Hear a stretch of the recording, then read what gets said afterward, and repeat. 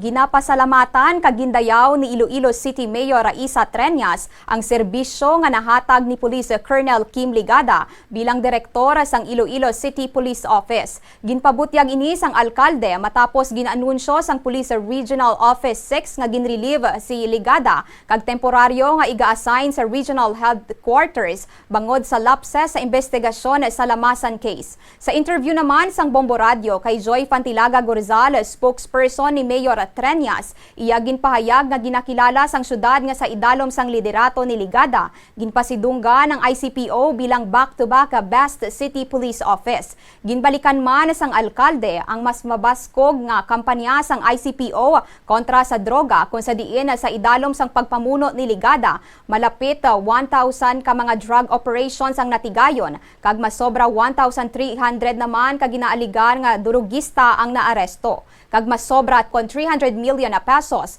nga balora sang droga ang nakumpiskar. Sa iya statement, ginpahayag man sang alkalde nga naghingyo siya kay PRO6 Director Brigadier General Josefino Ligan nga ikonsiderar ang bulig kag paggiya ni Ligada ilabi na sa palaabuton nga major events sa syudad kaangot sa Dinagyang. Ang gin-request ni Mayor Raisa nga since si Colonel Ligada ang nakapanugod din sa security preparations, gin-request niya lang kay RD Ligan na kung pwede makabulig, ara lang ma-back up si Colonel Ligada para sa Dinagang Festival. So napasugot man ang Regional Director sa request sang aton sininga alkalde.